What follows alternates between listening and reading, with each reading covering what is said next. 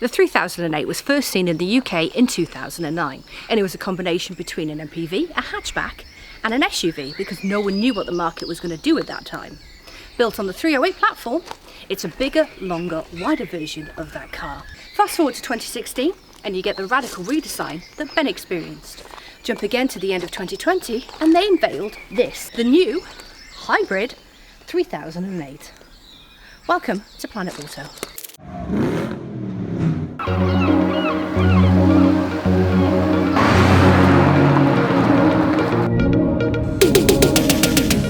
Back in 2018, I got to drive the previous version of this. It was spacious, economical, and perfect for the family, but also had a sporty side too, and I thought the design language was on point. Then Peugeot pull it out the hat and release this. Where do you start? Takes a lot of its cues from the 508, things like the lion's tooth daytime running light. Also, you've now got a frameless grille. Now I may be a little biased, because let's face it, the 508 is one of my all-time favourite cars, but it's not surprising. What it offers is just something different. Well, one of my favourites is the SW, isn't it? I mean, I road tripped from the Cotswolds back up to here in it. You did? Loved it. Our model is the Allure Hybrid, and the trims available are the Active, the Allure and the GT, with premium available as well. Prices for the range start at just over £27,000. Ours with options is just over £38,000. Now under the bonnet, we've got the 1.6 four-cylinder turbocharged engine that we've seen in the 508 and DS7. But it adds a 110 brake horsepower electric motor. Now that offers combined brake horsepower of around 225. Now yes, that is the same output as say the DS7 or the 508. You may still have the same brake horsepower, but with this, Peugeot say that you can get over 250 miles per gallon. Now that does sound quite out there, to be honest, but I tested it the other day, and we're talking me here, and I managed to return 155 miles per gallon. And we have the evidence to prove it. Mind you, you didn't get that on the way back, did you? No, we'll not go into we'll leave it at that then, shall we? Yeah. The Allure is fitted with 18-inch alloy wheels and comes with high beam assist, and we've got the optional pearlescent white paint. And it'll give you over 30 miles of pure electric range. Now if you like this video, please do give us a thumbs up, subscribe and hit that notification bell, and it'll let you know every time we upload some new material. Also, if you know anyone who's in the market for a mid-size SUV, please share it with them. Thank you. Now the 3008 has always been a fantastic looking SUV, and I didn't think it could look any better, but Peugeot have proved me wrong. They've completely decluttered the front. By removing the frame, it's streamlined everything, and the daytime running lights, instead of being here, are now here, like the lion's tooth that you've seen on the 208 and the 508. It retains the clamshell bonnet, and with these black accents, it really makes the pearlescent paint stand out. We've got automatic LED lights, which are eco, and you've got LED daytime running lights. We also have the option of high beam assist. You get lots of safety on this car, including cruise control with intelligent speed limiter, lane keep assist, active emergency braking. It also has rain sensing wipers. We've got front parking sensors, but you can also get a 360 camera as an option. We have the 18-inch Detroit, very Motor City, alloy wheels. We've got them in storm grey, but they do come in other sizes and colours. From the side you can see the raised ride height means you can get a little bit more adventurous, and the mid-profile tyre will add to that comfort. This black wheel archer also adds to the off-roady look. You do have an abundance of chrome though. It starts here, it goes all the way around the window frame, and it adds to the style at the bottom.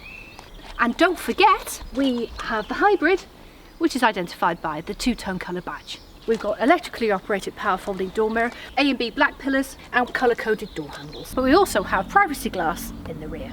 We've got all-round disc brakes which are vented at the front. The back is very stylish. It's got lots of black, lots of chrome, and a nice chunky bumper. Minimalist badging, you've just got your 308 and another small hybrid badge here. One nice feature are the Lion Claw rear lenses. They are LED. You've got the twin exhaust ports that you saw from the previous version, but they've been stripped right back down. No chrome, just minimal. We've got parking sensors. We also have a reversing camera, but you can also get an optional 360 camera. And because it's a hybrid, petrol's on this side and charging is on this side. Now it's time to charge. Under here, ta-da! Nice and neatly stowed away. We have Type 2, which we're going to use here at the charge point in the car park in Morecambe. Please note there is no rapid charge option for this car. What I'm going to do now is use the BP Polar app that I've used previously, and I'm going to enter the serial number here so it tells me I'm at the right point.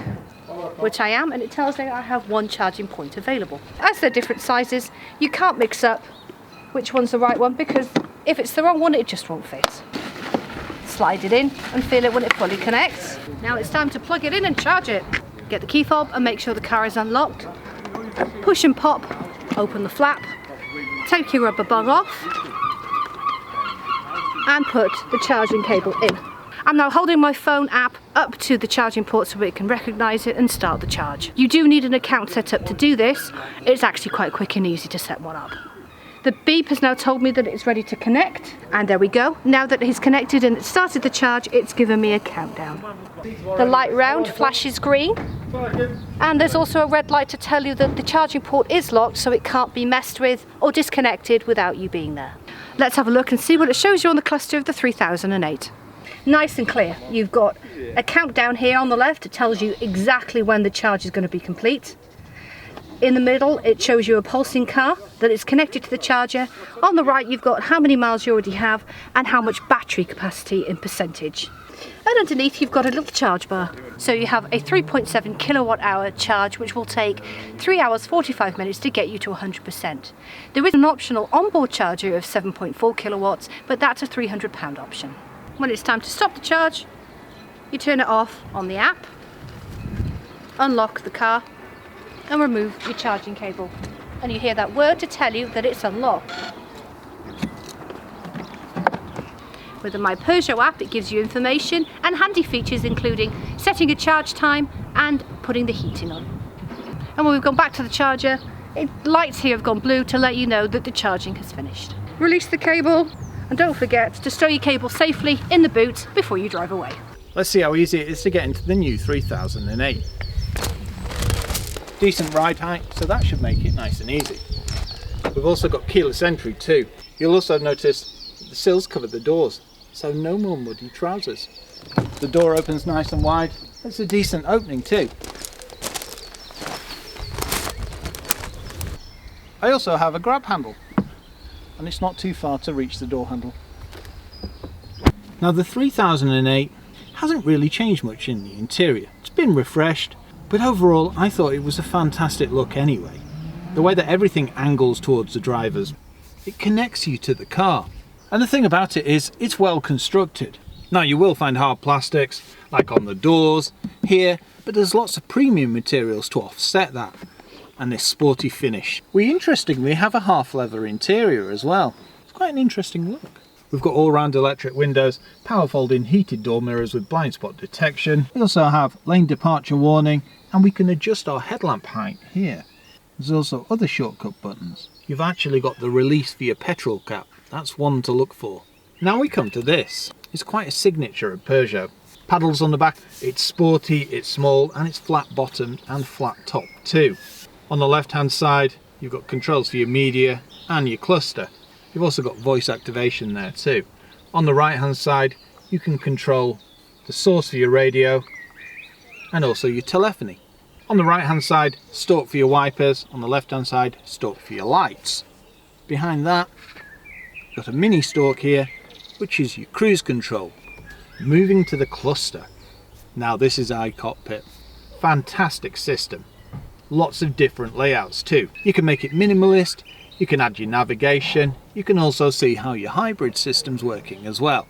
And dependent on the model, you can also get night vision.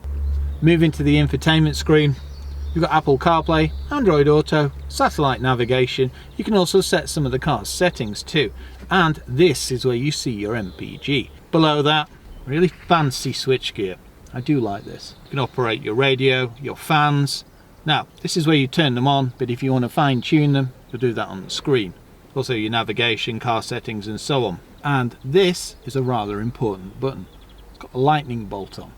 And that is how you engage electric mode. There's a USB port here, as well as a 12 volt socket. You can also get an optional wireless charging pad for your mobile too.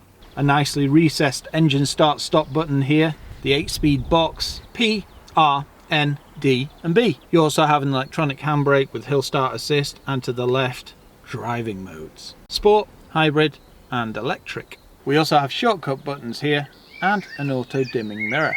I've got a decent amount of headroom and I'm 6'3". I've also got decent leg room too. On the left hand side I've got a footrest and I've got a 2-pedal system as well. Now there's a range of interior trims you can get for this vehicle. We have half leathers, and to be honest I think they look quite smart. They've got strong bolsters as well. One thing to note is they are completely manual, but they're very comfortable, and overall the driving position is very good too. Armrest in the centre and padded armrest on the door as well. You also have adjustment in the steering wheel with reach and rake. I've got a decent sized door bin here. There's also a speaker recessed into here as well. Storage area here. Also a nice storage area for the key too. 2 cup holders with clicky things that hold your drink in place. And you'll likely notice this armrest is split folding. So press the button, ta-da! You also have a storey handage pot. This is pretty colossal. I'll easily get my lunch in there, small cheese selection, and to be honest, I'll probably get a bottle of champagne in there as well. And finally, a small glove box. Let's see how easy it is to get into the rear. Decent ride height, so that should make it nice and easy. Also, decent door opening. Nice and easy to grab here as well. And also, look, a grab handle. Perfect. The back's very comfortable. It really is an interesting fabric. Rather retro. Ample headroom, and it's 6'3". That's all you really expect. And it's a nice angle for the backrest too. I've got lots of leg room. I can also get my feet under the seats. And there's no transmission tunnel either. Slight ridge, but it means you've got lots of space. Mat pockets on the back of the seats. Nice padded armrest here. Pull down armrest with 2 cup holders. 2 people would be very comfortable on a long journey. 3 shorter journeys. And 3 children, no problem. You also have isofixes on the back of the seats too. Now one thing that has surprised me is hard plastic at the top of the door. But overall, the door card's rather nice. Sporty trim, and there's also some chrome on it to lighten it. You've got an electric window and a decent door pocket too. Despite having privacy glass in the back, this light headliner makes it nice, light and airy. You've also got an extra window just behind here as well, so that lets a bit of light in. You've got vents, and you do operate them from the back. Very cool. Mini storage area here and a 12-volt socket too. And up here we've got map lights and a central light. There's also an abundance of airbags around the vehicle too. Opening the boot is nice and easy. There is no button to release on the key fob, but you do have a lighting button so you can find your car in a car park. That's good. Release literally under here. Now we don't have a power tailgate, but you can get one. Once open, decent size. Virtually no boot lip, making it easy to load and unload. You'll easily get 4 or 5 suitcases in here. There's a light here. You also have tethering points and a 12-volt socket here. You've got 60/40 folding seats and a ski hatch too. Under the carpet, your charge cable. Behind here, tyre inflation kit. There's also extra storage as well. To drop the seats is nice and easy. You can either do it with the latch in the boot or with this. As soon as you let go, be prepared because it will propel the seat forward. As soon as I let go, so that's something to note. Also no gap between the seats thanks to this cleverly placed carpet. It doesn't lay entirely flat, but you'll still get a decent load in here. Welcome behind the wheel of the Peugeot 3008 Hybrid.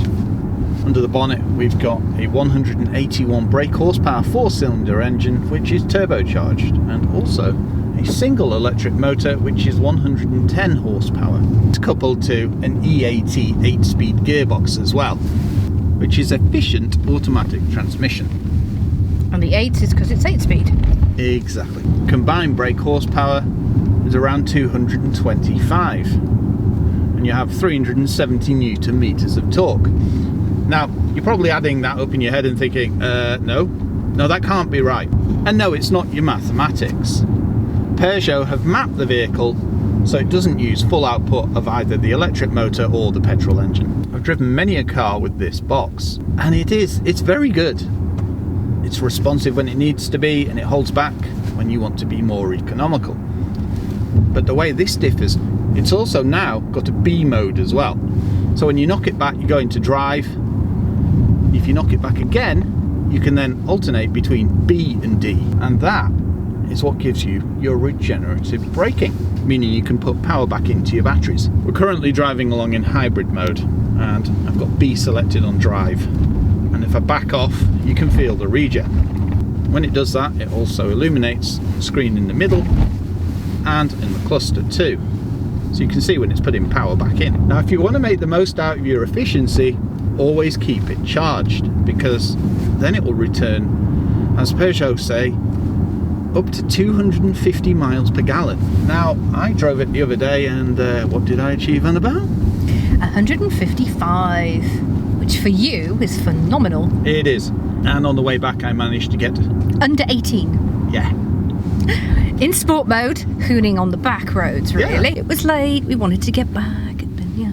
One of the nifty features about this is it's got a reserve mode. You can set a reserve amount of electric power that doesn't get used until you need it. So for instance, if you're in a city where you've got a zone where it's literal zero emissions and you don't want to have to worry about getting low, you can have your reserve. And it shows you very clearly on the infotainment screen. It's got e-safe mode, you press it and you can adjust it there. Now, one thing to note is, as this is a hybrid powertrain, if you floor it, it will make a lot of noise, a bit like a CVT. But whilst it's doing it, it will still catapult you along thanks to the torque of the electric motor. You can also get things like adaptive cruise control with stop-go. And that's on the manuals and the automatics. The drive is very smooth. Now with 18-inch wheels, it's not a bad ride at all. You will feel potholes, but it's nice and comfortable most of the time. It's only really bad roads that you'll feel it.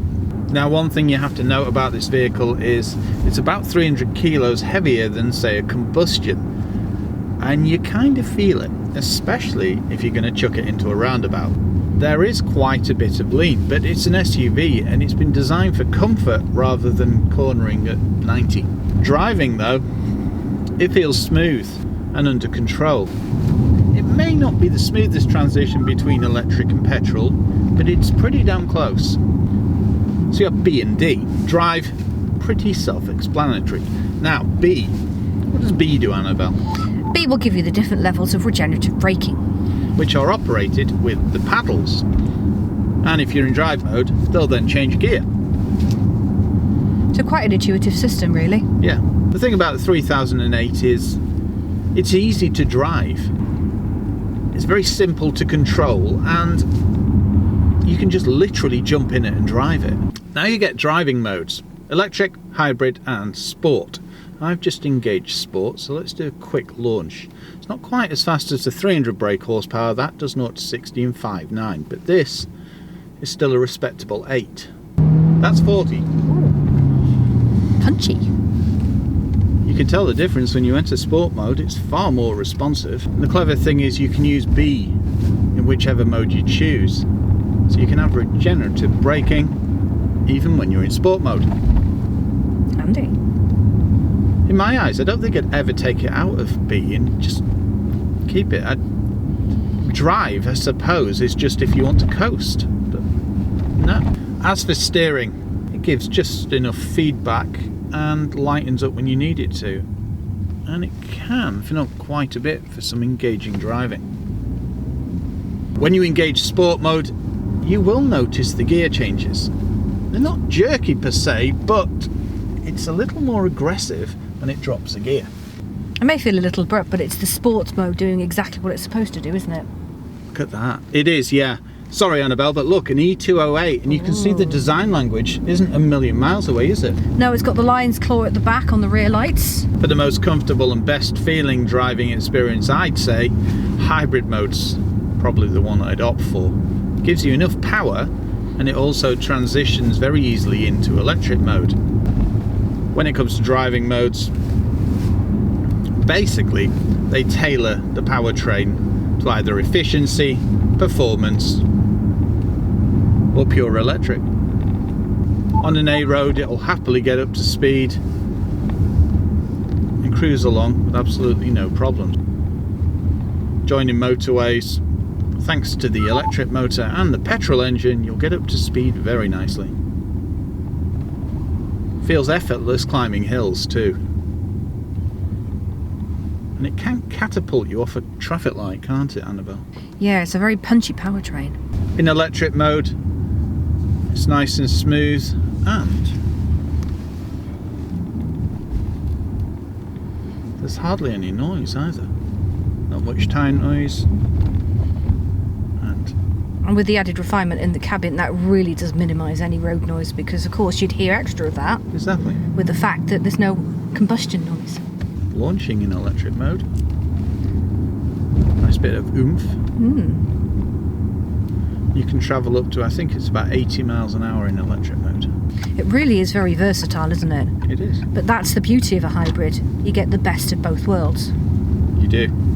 That's why a lot of people prefer a PHEV. Well, there's some of your safety already, Annabelle, isn't it? Because you have road sign recognition. It also alerts you to speed cameras. As well as that, for standard you also get lane departure warning and cruise control, automatic emergency braking. You also get dynamic stability control. As we've got the Allure, we also get high beam assist, blind spot detection and driver alert level 3. One of our favourite features that you see on the premium is the night vision. We like that. Well, that's it. That's an option, isn't it? It costs about £1,300, but it's well worth the money. You can also get packs on this car. One of the packs is a safety pack. It gives you advanced emergency braking and front collision warning. We've also got lane keep assist with Rose Edge because we have the Allure. The nice thing about the 3008 is you can literally option it up to your heart's content. Pretty much everything is available, isn't it? From a power tailgate to a panoramic sunroof. Tow bar. And a tow bar. Best bet, check with Peugeot. Now the 3008 may be a touch on the expensive side, but that's hybrid technology. For the time being, it's going to have a premium price. But what you get for the money is pretty good. I mean, up to 250 miles per gallon. Also with four-wheel drive options, you can go anywhere. It really does give you the best of both worlds, and it eliminates anything like range anxiety. And it gives you the options of being able to be pure electric as and when you need it, where you need it. Yeah, it's what you've come to expect from Peugeot, isn't it? Yeah. I think the Peugeot agrees. With over 200 miles per gallon and more than 30 miles of pure electric range, the Hybrid 3008 offers comfort, economy and style, all at a reasonable price.